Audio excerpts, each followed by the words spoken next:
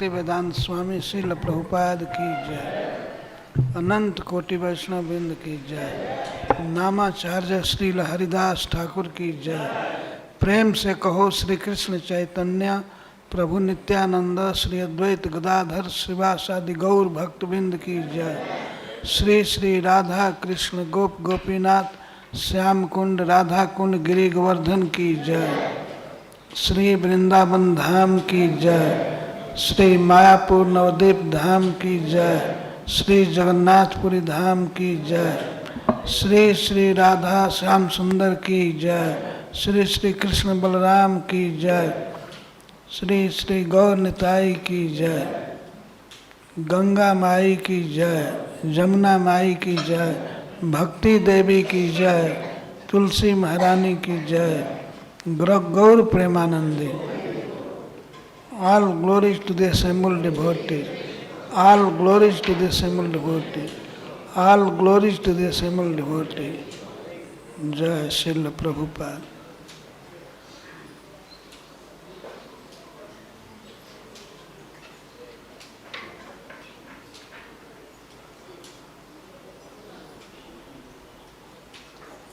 नमो विष्णुपादाय कृष्णप्रेष्ठाय भूतले श्रीमते भक्ति वेदांत स्वामी इति नामिने। नमस्ते सारस्वतदेव गौरवाणी प्रचारिणे निर्विशेष शून्यवादी पाश्चात्य देशतारिणे। नमो महावदान्याय कृष्ण प्रेम प्रदायते कृष्णाय कृष्ण चैतन्य नामने गौरत्से नमः। श्री चैतन्य मनोभीष्टं स्थापितं येन भूतले सोऽयं रूपः कदा मह्यं ददाति स्वपदान्तिकम्।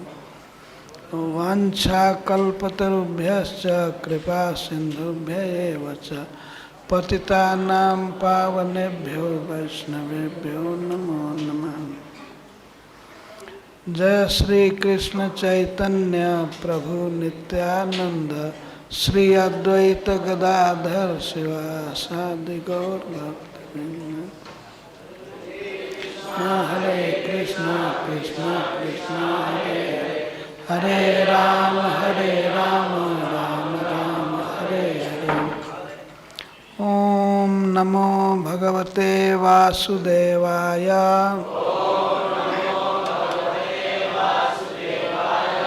ओम नमो भगवते वासुदेवाय।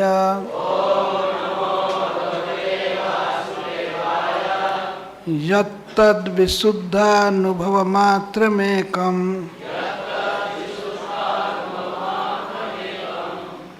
स्वतेजसा ध्वस्त गुणाव्यवस्थम् प्रत्यक् प्रशान्तं सुधियोपलम्भनम् यनाम रूपं निरहं प्रपद्ये यत्तद् विशुद्धानुभवमात्रमेकम् स्वतेजसा ध्वस्त गुणाव्यवस्थम्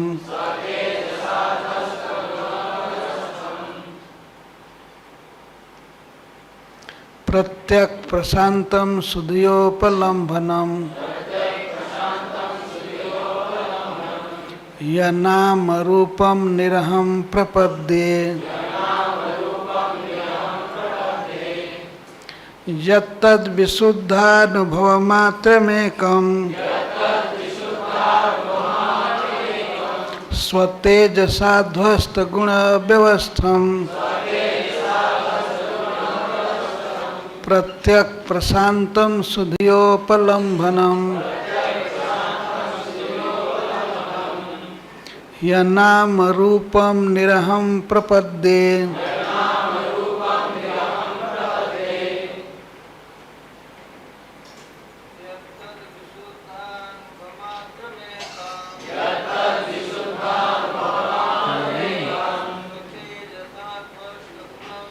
पढ़ना है।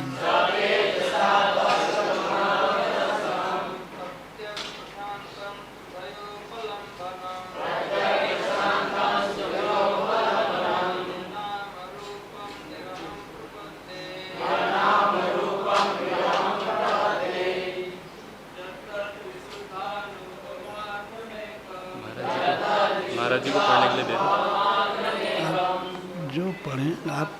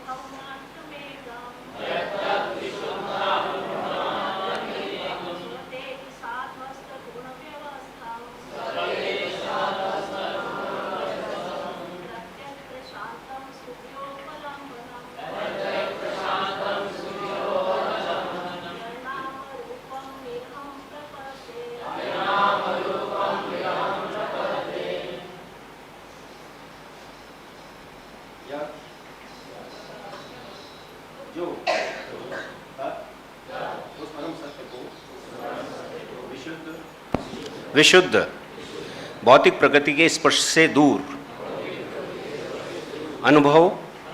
अनुभव मात्रम सच्चिदानंद दिव्य देह एकमात्र स्वतेजसा अपने तेज से ध्वस्त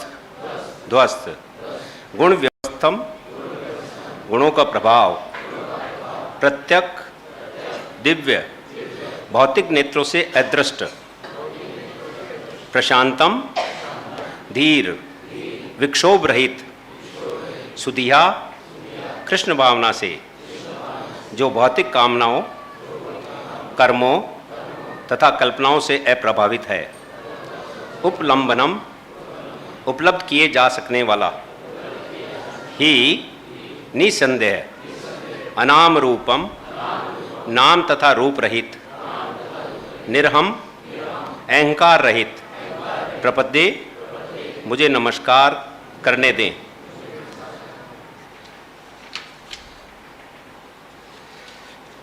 शब्द तात्पर्य तथा परपोर्ट प्रभुपाद जी के द्वारा। श्रील प्रभुपाद की जय।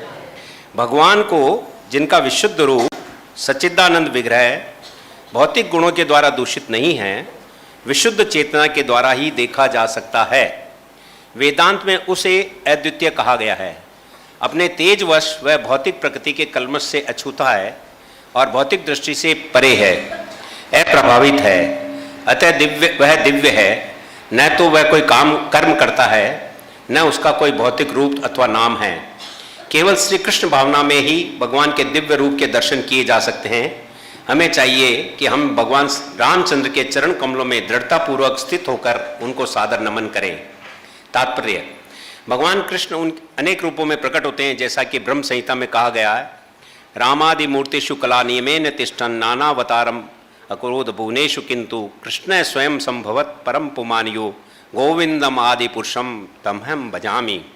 मैं पूर्ण पुरुषोत्तम भगवान गोविंद की आराधना करता हूँ, जो राम नरसिंह जैसे अवतारों तथा उप अवतारों के रूप में सदैव विराजमान हैं, किंतु जो मूल रूप में भगवान श्री कृष्ण हैं और स्वयं भी अवतरित होते हैं।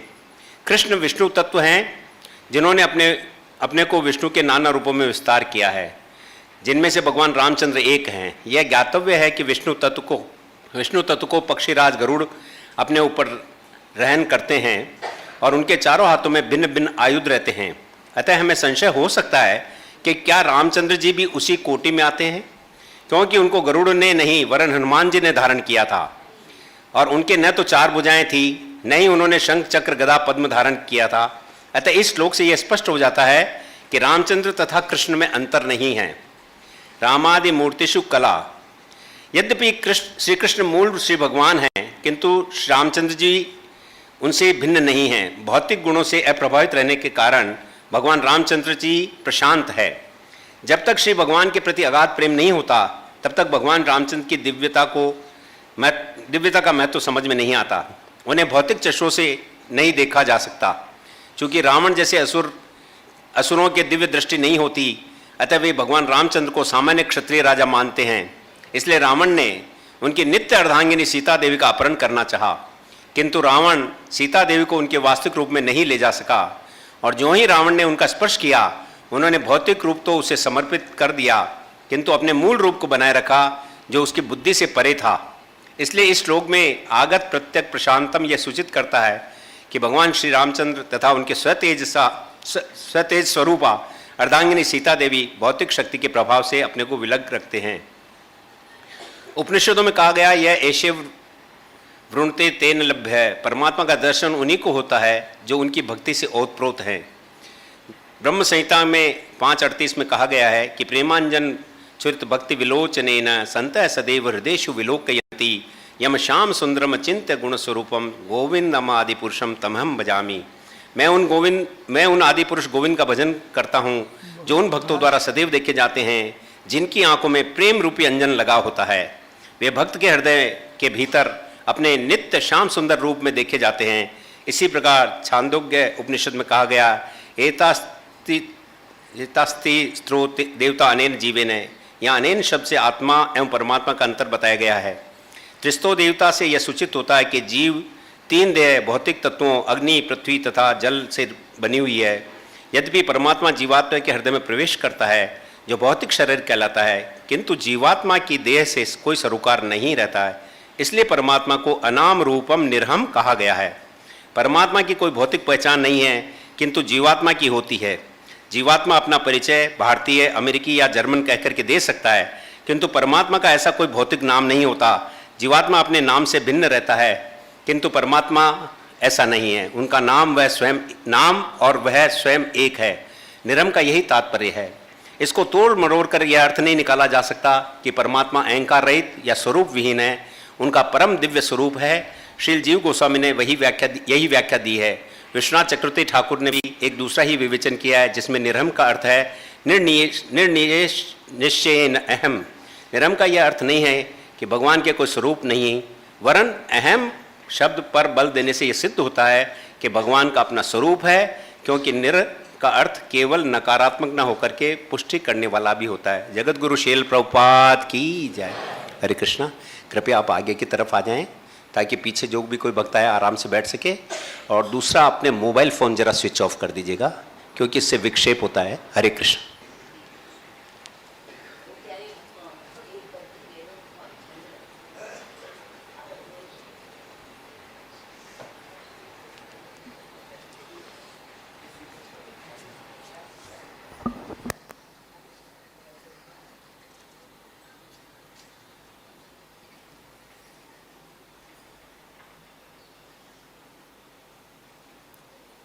जम्बू द्वीप के वर्षों का वर्णन हो रहा है। प्रत्येक वर्ष में श्री भगवान आराध्य हैं सब जगह। आप देखेंगे श्रीमद् भागवत में 5म स्कंध में 17वें से 19वें अध्याय तक विविध वर्षों का वर्णन है। एक द्वीप में अनेक वर्ष होते हैं। जैसे संपूर्ण भुवन में, ब्रह्मांड में 7 द्वीप हैं, जैसे जम्बू द्वीप, सालमली द्वीप, शाक द्वीप, क्रौंच द्वीप इत्यादि। और प्रत्येक द्वीप में वर्ष हैं। तो यहाँ जम्बू द्वीप के वर्षों का वर्णन किया जा रहा है। प्रत्येक वर्ष के आराध्य भगवान हैं विविध स्वरूप से। कहीं कूर्म स्वरूप से कहीं मत्स्य स्वरूप से भगवान कृष्ण ही आराधित हैं, पूजित हैं, और सब जगह भगवान का श्री विग्रह है। श्री विग्रह में थोड़ा थोड़ा आकार का भेद है, लेकिन वही भगवान कृष्ण ही सब जगह आराध्य हैं। तो इस समय किम पुरुष वर्ष का वर्णन चल रहा है यहाँ पर। किम पुरुष वर्ष इलावृत वर्ष के उत्तर है। तो वहाँ भगवान श्री राम अपने 3 भाइयों के साथ और श्री सीता देवी के साथ भजनीय हैं, और भजन करने वालों में सबसे प्रधान हैं श्री हनुमान जी। और वहाँ के देवता, वहाँ के राजा हैं आरष्टी सेन महाराज, वो भी एक किन्नर हैं। हनुमान जी भी बानर जाति के नहीं हैं, किन्नर जाति के हैं, एक देवता हैं। उनको देखने पर ऐसा प्रतीत होता है किम नरः, क्या ये नर हैं, मनुष्य हैं, ऐसा आकार है। इसीलिए वहाँ के निवासियों को किन्नर कहा जाता है। देखने में मनुष्य जैसे लगते हैं। किम नरः, क्या यह मनुष्य है, क्या नर है, हमेशा ये भावना उठती रहती है देखने पर, इसीलिए किन्नर कहा जाता है उन लोगों को। देवताओं की एक जाति विशेष है, जैसे गंधर्व हैं, विद्याधर हैं, ऐसे ही किन्नर हैं। तो किन्नरों का एक वर्ष है जिसे किन्नर वर्ष कहते हैं।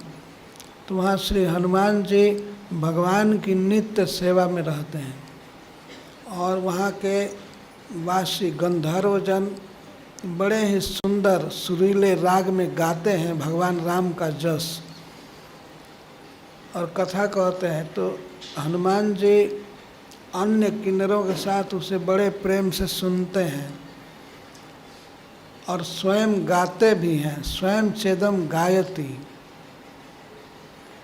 बहुत बड़े कथाकार हैं, गायक हैं और श्रोता भी हैं।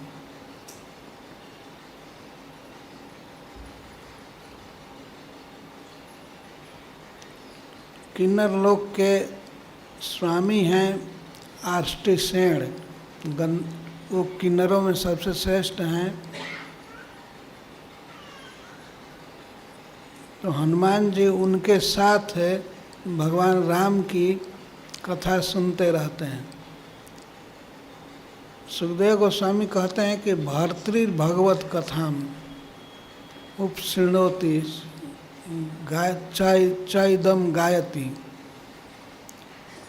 किसकी कथा सुनते हैं? भर्तृभगवत, अपने स्वामी भगवान की कथा को, मतलब राम की कथा को ही सुनते हैं, और भगवत कथाएं ये सब नहीं सुनते हैं।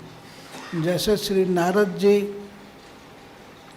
कई अवतार की कथा सुनते रहते हैं, तो हनुमान जी इतना अनन्य भक्त हैं कि वे श्री राम की ही कथा सुनते हैं और दूसरी कथा नहीं। ये सुखदेव गोस्वामी कह रहे हैं भर्तृभगवत कथा।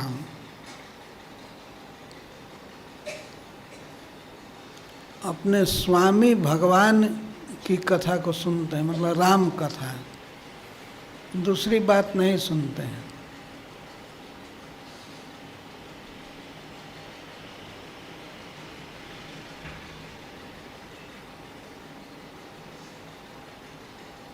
एक बार की घटना है, श्री रुक्मिणी जी को अभिमान हो गया था, सत्यभामा जी को, कि मैं भगवान की बहुत प्रिया हूँ, मुझे बहुत मानते हैं। स्वर्ग गए तो मुझे लेकर के गए गरुड़ जी पर, इस तरह से मेरा बहुत सम्मान करते हैं।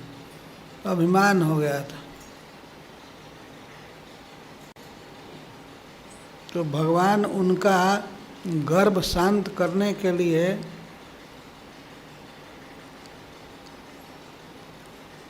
एक बार भगवान राम के रूप में प्रकट हुए। तो सत्यभामा जी को बैठा लिए बगल में। तो हनुमान जी दर्शन करने गए तो वे कहते हैं ये आज कहाँ से दासी बैठा लिए।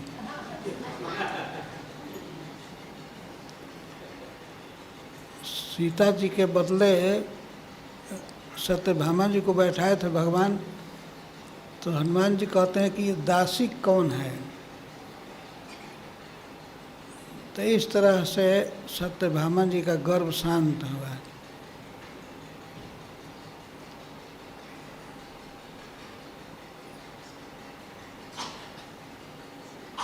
हनुमान जी निरंतर सेवा करते रहते हैं। सेवा में क्या, चरण सन्निकर्षा भी रहता है। सुखदेव जी कहते हैं भगवान के चरण संवाहन को करते रहते हैं, निकट ही रहते हैं।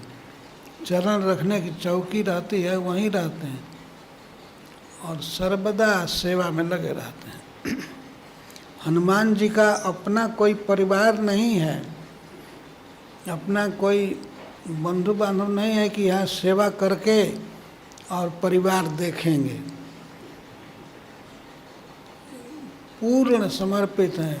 राम के अतिरिक्त उनका अपना कोई नहीं है, न पिता है, न माँ है, न भाई है, न कोई नहीं। वे अखंड ब्रह्मचारी हैं। और लोग तो देखते हैं संसार में सेवा भगवान की करते हैं, परंतु कुछ परिवार की भी चिंता रहती है, परिवार को भी देखना है, करना है। लेकिन हनुमान जी का तो परिवार मतलब सीताराम बस। ऐसा नहीं है कि कुछ देर सेवा करके और जा करके अपने रूम में आराम करेंगे, बैठेंगे नहीं। निरंतर सेवा में रहना।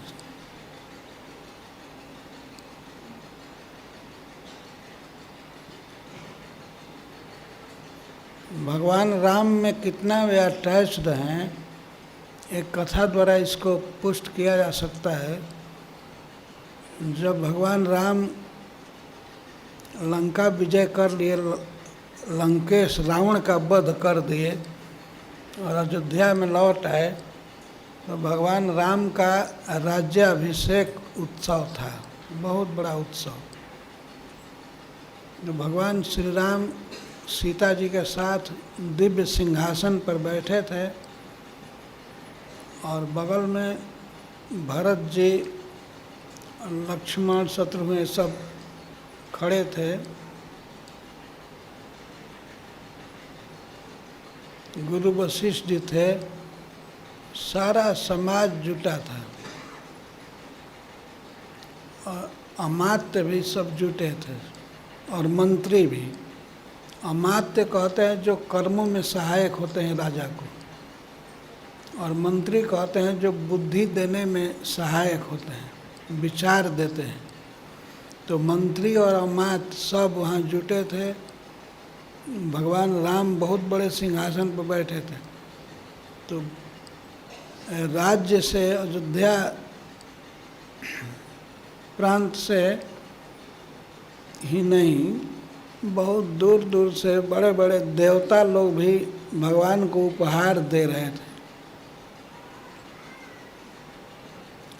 जो अपनी दृष्टि से, अपनी शक्ति के अनुसार जो सबसे उत्कृष्ट उपहार है वो सब लोग भेंट कर रहे थे। तो अयोध्या का एक प्रसिद्ध जौहरी एक हार लाया भगवान को देने के लिए। वो हार बहुत चमक रहा था, अनेक रत्नों से जड़ा हुआ था, बना हुआ था। तो उसने दिया भगवान को। तो भगवान स्वाभाविक ही वो हार ले करके श्री हनुमान जी को दे दिए। भगवान के बाहर के देने का आशय था कि लो इस हार को पहन लो। तो हनुमान जी पहन लिए, लेकिन ले करके दांत से तोड़ने लगे उसके मणिका को। खट खट शब्द हो रहा था और तोड़ रहे थे, और जौहरी वहीं था। तोड़ तोड़ करके एक एक मणिका को, एक एक दाना को वे देख रहे थे और फेंक दे रहे थे सामने। तो वो जौहरी इस बात से चिढ़ गया, क्या इस बानर को दे दिया गया, ये हार की कीमत नहीं समझ रहा है, तोड़ तोड़ करके फेंक रहा है और खंड खंड करके। तो उसने सभा में टोक दिया हनुमान जी को। वो माइक पकड़ लिया और कहा कि ये हनुमान जी आप क्या कर रहे हैं, अब क्यों तोड़ रहे हैं इस हार को, जानते हैं कितना अमूल्य हार है यह। हनुमान जी ने कहा कि कोई भी वस्तु अमूल्य होती है जब उसमें भगवान राम होते हैं। मैं इसको तोड़ करके देख रहा हूँ कि इसमें राम है कि नहीं।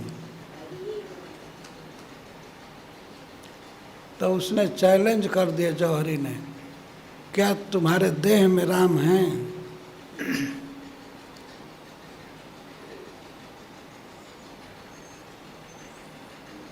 तो हनुमान जी ने कहा कि मैं तो यही समझता था कि राम हैं। तो उसने कहा कि यदि राम नहीं होंगे तो आज से देह खत्म कर दोगे ना।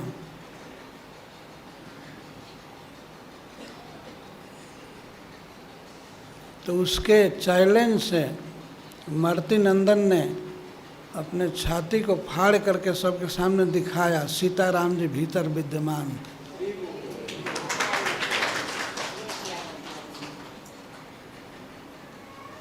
ये फोटो जहाँ तहाँ हम लोग देखते हैं, हनुमान जी अपने हृदय में भगवान राम को बैठाए हुए हैं और बैठे हैं। गोस्वामी तुलसीदास जी कहते हैं कि भगवान राम स्वयं उनके हृदय का भक्ति रस आस्वादन करने के लिए उनके हृदय में निवास करते हैं। बंदों पवन कुमार खलबन पावक ज्ञान घन, जासु हृदय आगार बसहि राम सर चाप धर। राम स्वयं ही उनके हृदय में बसते हैं, उनके प्रेम रस का आस्वादन करने के लिए।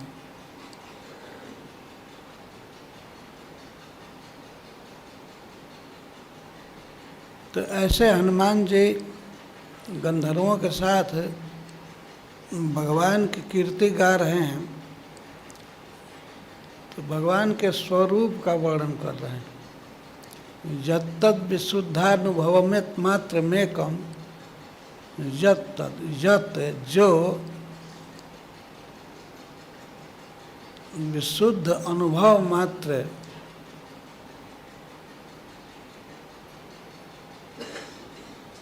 वेदांत में जिस तत्व को ज्ञान तत्व कहते हैं, विशुद्ध अनुभव मात्र, अनुभव का अर्थ है ज्ञान। भगवान राम का स्वरूप है विशुद्ध ज्ञान स्वरूप है, ज्ञानमय। श्रीमद् भागवत में कहा गया है कि वदंती तत्ववेदस्तु, ये जज ज्ञानम अद्वयम, जो ज्ञानमय है, भगवान का स्वरूप है, पूर्ण ज्ञानमय है और विशुद्ध है। उसमें कोई भी भौतिक वस्तुओं का मिश्रण नहीं है। हम जीवों का शरीर या देवताओं का शरीर भौतिक वस्तुओं से बना है और इसमें बहुत छोटा जीव रहता है, उसी के प्रभाव से इसमें चेतना आती है। लेकिन भगवान नख से शिख तक चैतन्य विग्रह है, सच्चिदानंद है, सच्चित ज्ञानमय और आनंदमय है और नित्य है। भगवान का यह स्वरूप है, वे नित्य हैं। और संसार में कोई भी व्यक्ति नित्य नहीं रहता। आज कोई बालक है, कल जुआ होगा, इसके बाद वृद्ध होकर के और अंत में समाप्त हो जाता है। यह अनित्य शरीर है। लेकिन भगवान का स्वरूप नित्य है, वे अनादिकाल से हैं और अनंत काल तक रहेंगे। कोई माप नहीं, सीमा नहीं की जा सकती, अनंत।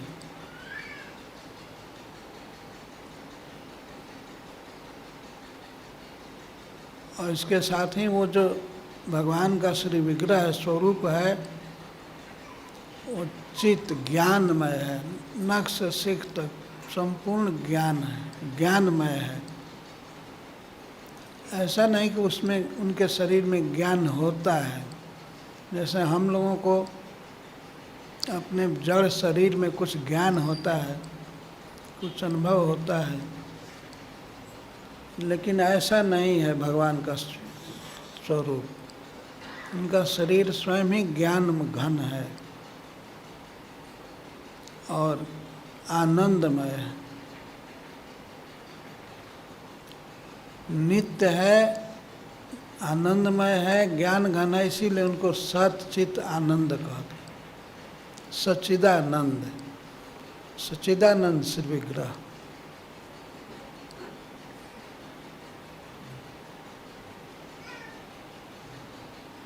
जीव तो चेतन है, लेकिन भौतिक शरीर में वो बंद है।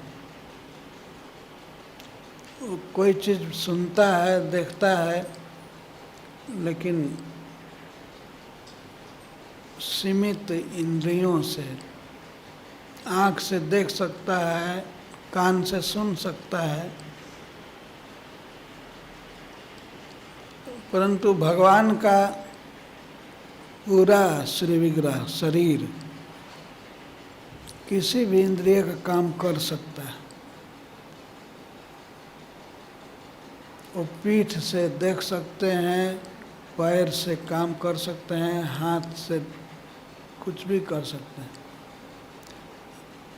अंगानि जस सकलेंद्रिय वृत्ति मनती, सकल इंद्रिय वृत्ति, समस्त इंद्रियों की कार्यावली वे शरीर, प्रत्येक शरीर से कर सकते हैं।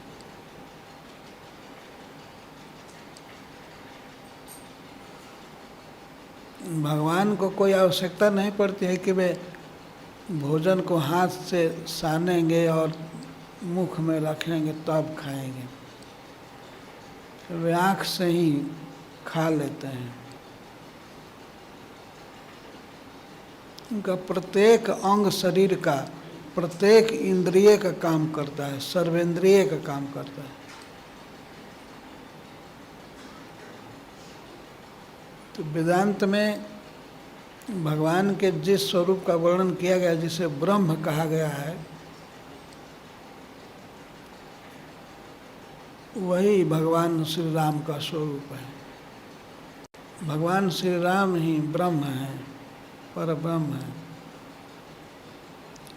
श्रील प्रभुपाद जी कहते हैं कि किसी को शंका हो सकती है कि भाई ये ब्रह्म कैसे हैं, भगवान कैसे हैं। भगवान तो गरुण जी के पीठ पर चढ़कर चलते हैं, शंख चक्र गदा आदि धारण करते हैं, और ये भगवान श्री राम तो पैदल चलते हैं, गरुण जी पर भी नहीं चलते, और हाथ में चक्र और गदा आदि नहीं लेते हैं।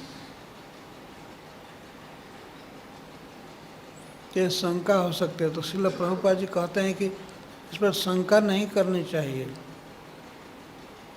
श्री राम साक्षात सच्चिदानंद ब्रह्म है। इसी बात को यहाँ हनुमान जी सबसे पहले कह रहे हैं।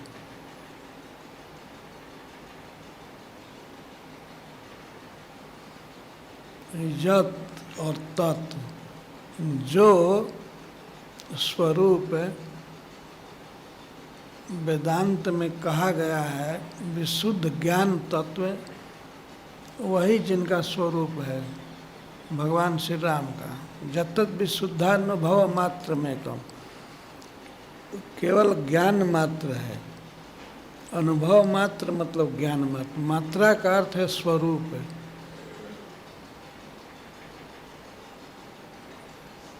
ज्ञानमय है।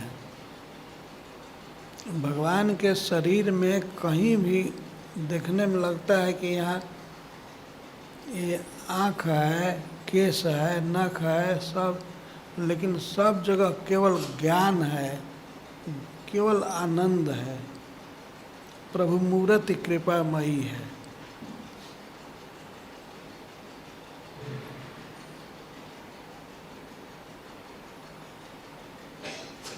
और वह शरीर कभी क्षीण नहीं होता है, कभी वार्धक्य नहीं आ सकता है, बुढ़ापा नहीं आती है। और इसके साथ है स्वतेज सा ध्वस्त गुण व्यवस्था। अपने सहज प्रभाव से, अपनी स्वरूप शक्ति से भगवान श्री राम गुणों की व्यवस्था से बहुत परे हैं। ध्वस्त का अर्थ है भगवान गुणों की व्यवस्था नष्ट नहीं कर देता है, इससे बिल्कुल परे हैं। तीनों गुण, रजोगुण, सत्वगुण और तमोगुण के द्वारा ये जगत संचालित होता है, लेकिन भगवान इस त्रिगुण व्यवस्था से बिल्कुल परे हैं अपने दिव्य वैकुंठ धाम में, अपनी चिन्मय शक्ति से।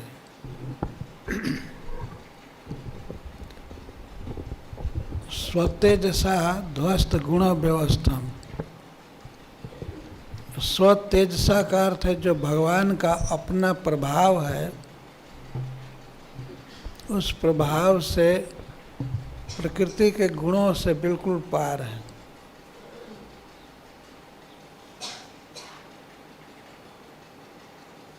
और विशुद्ध ज्ञान में उनका स्वरूप है। विशुद्ध अर्थात उनमें कभी काम क्रोध आदि नहीं आ सकता है। लोभ, काम, क्रोध जैसे जीव सब बंधे हुए हैं, समस्त देवता काम में फंसे हुए हैं और क्रोध में हैं, लोभ में हैं, लेकिन भगवान इससे परे हैं, विशुद्ध ज्ञान में है। जैसे जीवों की तीन अवस्थाएं हैं, जागृत, स्वप्न, सुषुप्ति। जीव रहते हैं, नित्य रहते हैं, लेकिन स्थिति बदलती रहती है। अभी हम लोग रात में सो गए थे, बेहोश, कुछ पता नहीं, या तो गाढ़ निद्रा में या सुषुप्ति में शयन किए, स्वप्न या सुषुप्ति, और नहीं जागृत, जाग करके काम करते हैं। पर ये तीनों अवस्थाएं ये प्रकृति के अंदर होती हैं। जागे या सोवे इसमें कोई अंतर नहीं है। इसलिए भक्ति विनोद ठाकुर कहते हैं जीव जागा, जीव जागा। यह जगना जगना नहीं है। जीव तब जगेगा, तब माना जाएगा कि जग गया। जानिए तब ही जीव जग जागा, जब सब विषय विलास विरागा। जब समस्त विषयों से विगत राग हो जाए व्यक्ति, तब समझना चाहिए कि वो जग गया। तो यह जो तीन गुणों की व्यवस्था है और इस प्रकार जीवों की दशा है, इससे भगवान बिल्कुल परे हैं।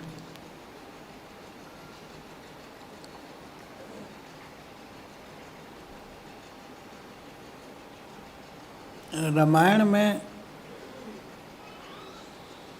एक प्रसंग में भरद्वाज जी पूछते हैं जाज्ञवल्क्य जी से कि राम कौन है, हमको संदेह हो रहा है। तो वो पूछे कि कौन राम सुने हो। तो भरद्वाज जी कहते हैं एक राम अवधेश कुमारा, तिनकर चरित विदित संसारा। एक राम वे अयोध्या के राजा के लड़के हैं, तो उनका तो चरित संसार में विदित है कि नारी विरह दुख लहाय वपारा, भयो रोष रन रावण मारा। उनमें तो देखा गया कि काम भी है, स्त्री के विरह में रोए और स्त्री को चुराने वाले के प्रति क्रोध हुआ तो उसको मार दिए। भयो रोष रण रावण गूढ़ा, किन्हु प्रश्न मनहु अति मूढ़ा। आप ऐसे प्रश्न कर रहे हो कि लगता है जैसे कोई मूर्ख पूछ रहा है, लेकिन वास्तव में तुम विद्वान हो, भगवान राम के गूढ़ लीला को सुनना चाहते हो। और ऐसे हूँ संशय की न भवानी, तुम्हारे जैसा ही संशय किया था भवानी ने। तो प्रसंग फिर सुनाए हुए तो संशय हो जाता है, राम भगवान हैं तो इतना विलाप क्यों किए सीता के विरह में, और इतना क्रोध हुआ कि रावण का वध कर दिए। रावण ही नहीं, उसके पूरे खानदान को मार दिए। और उनका भक्त हनुमान, वो तो पूरी लंका को ही फूंक दिया। ये पता लगाने के लिए भेजा गया कि सीता का पता लगा लो कहाँ है, परंतु पता लगाने में ही लंका का पता खत्म कर दिया। तो एक क्रोध हुआ ना, तो देखने में लगता है कि ये तो प्रकृति के अंदर जैसे काम क्रोध लोभ होता है जीवों को, ऐसे हो रहा है, परंतु वास्तव में भगवान क्रोध के वश में नहीं है। गोस्वामी तुलसीदास जी कहते हैं भगवान राम जब पेड़ के नीचे बैठते थे और बानर सब ऊपर डाली में शाखा में झूलते रहते थे, प्रभु तर तर कपि डार पर भगवान श्री राम कभी भी किसी बानर को नहीं कहे कि चलो उतरो, उधर क्यों किलकारी कर रहे हो, कभी नहीं डांटे। और वे नीचे बैठते थे पेड़ के नीचे और बानर सब पेड़ पर इधर उधर खेलते रहते थे।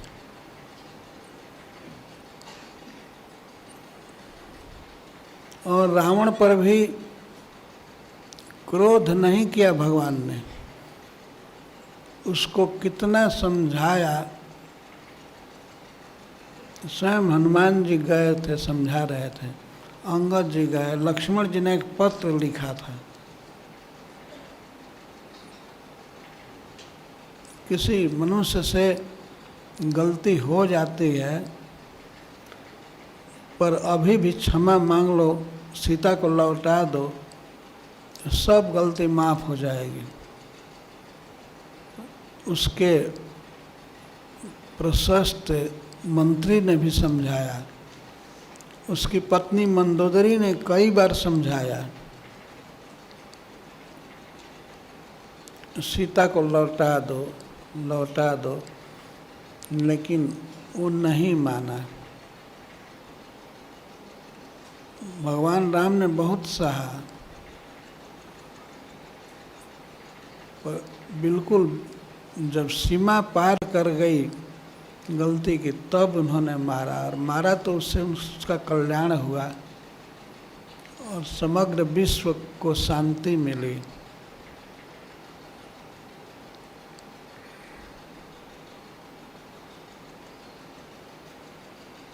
तो भगवान में कभी क्रोध नहीं घर कर सकता है, कभी काम नहीं आ सकता है।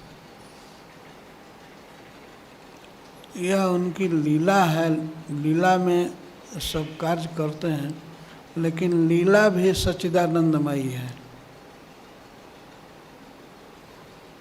जो पूर्ण ज्ञान घन है और पूर्ण आनंदमय है, सच्चिदानंद है, तो उसकी प्रत्येक क्रिया,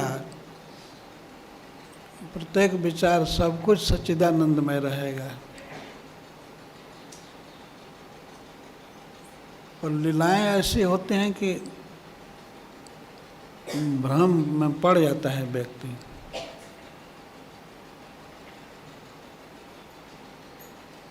स्वयं भगवान के इतने बड़े भक्त इंद्र देवता जो विश्व की व्यवस्था देखते हैं, वे भी भ्रम में पड़ गए कि ये घर घर में माखन चुरा कर खाने वाला, गोप सखाओं के बीच में छीन छीन करके रोटी खाने वाला व्यक्ति, ये भगवान कैसे है? नहीं, ये साधारण ग्वाल है। और हमारी पूजा के सामान को, नैवेद्य को जो स्वयं खा रहा है तो बहुत बड़ा लोभी है। अब इतना सब लीला देखने पर, सुनने पर उनका ज्ञान खत्म हो गया। अब वो मारने का प्लान करने लगे कि इसका अभिमान नष्ट कर दें, जितनी इसके पास गौवें हैं इसका धन सब नष्ट कर दें, सब ग्वाल बाल को नष्ट कर दें। वो देवता अपनी शक्ति लगा करके, अपने पास जो भी पावर है ब्रह्मा ने दिया है, उस जो प्रलय करने के लिए, वो प्रलय करने वाला बादल भेज दिए और ब्रज को पूरा पूरा नष्ट करने का प्रयास। पर भगवान ने गोवर्धन को धारण करके रक्षा कर लिया। तो ये दशा बहुत उच्च कोटि के देवता की भी है, जिनके लिए भगवान अवतार लिए, वे भी लीला को नहीं समझ पाए और भगवान के विषय में संदेह करने लगे। तो भगवान राम की लीला भी ऐसी हैं कुछ कुछ, जिनसे भ्रम हो जाता है कि ये भगवान कैसे है। केवल एक पिता के कहने से राज छोड़ करके वन में घूम रहा है। बाप रे बाप, ये कैसी बुद्धि है।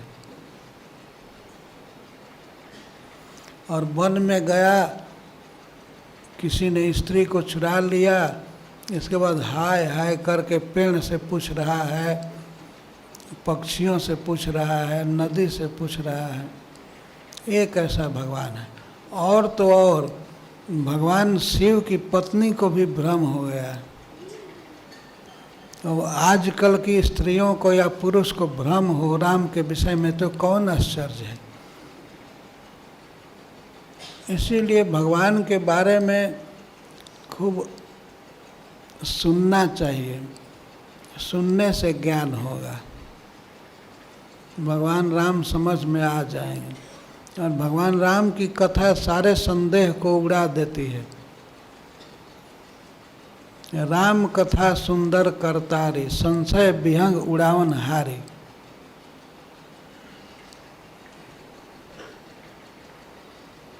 सर्वत्र है राम कथा। और इस विशेष करके इस रामनवमी के उत्सव पर इस समय तो सब जगह राम की कथा होती है।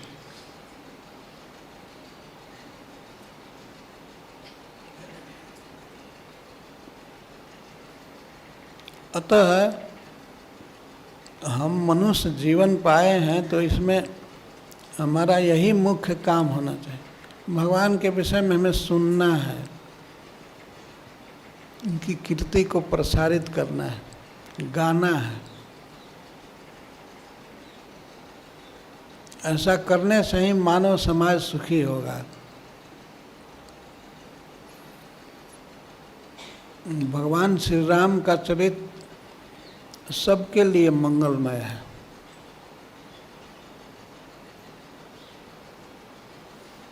सुखदेव गोस्वामी कहते हैं साधुवाद निकषणाय, साधुवाद का वो कसौटी है। जैसे किसी सोना को कसौटी पर कसा जाता है तब उस सोने का उत्कर्ष और बढ़ता है। ये पता लग जाता है कि ये असली सोना है। तो भगवान राम ही सज्जनता की कसौटी है। उनसे मिला करके किसी को देखा जा सकता है कि इसमें यह ब्रह्मांड गुण है, कितना सत्यवादिता कितनी है। कोई भी गुण देखना हो तो भगवान राम कसौटी जैसे हैं, वो उस पर कसा जा सकता है।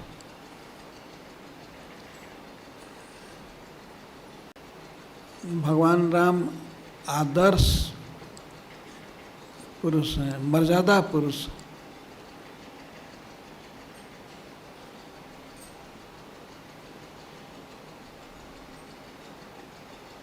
तो हमारे जीवन में सारा समय रिजर्व होना चाहिए।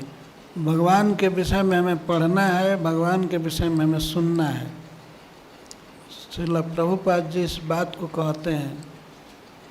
महाराज परीक्षित से सुखदेव गोस्वामी कहते हैं कि हे महाराज, आपने सीतापति राम के चरित्र को बहुत बार सुना है, बहुत बार सुना, इसीलिए मैं संक्षेप में वर्णन कर रहा हूँ। इसीलिए श्रीमद् भागवतम में सुखदेव जी बहुत कम बोले हैं राम के विषय में। परीक्षित महाराज से कहते हैं कि आपने बहुत सुना है। वे राजा परीक्षित बराबर सुनते रहते थे।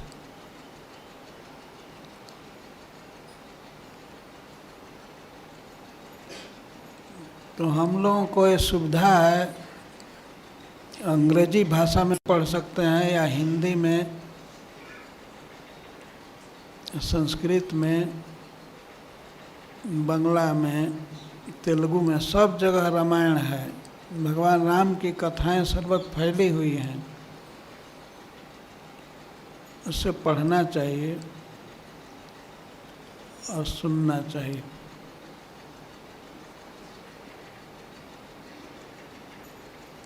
अन्यथा समय तो बीता जा रहा है।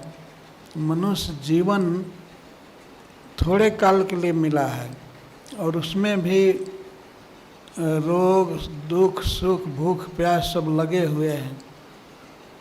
इसमें से जितना अधिक से अधिक समय निकाल करके भगवान के विषय में पढ़ लेना चाहिए और अवसर मिले तो सुनना चाहिए। तब हम भगवान राम को समझेंगे, हमारा जीवन धन्य होगा। जय श्रील प्रभुपाद।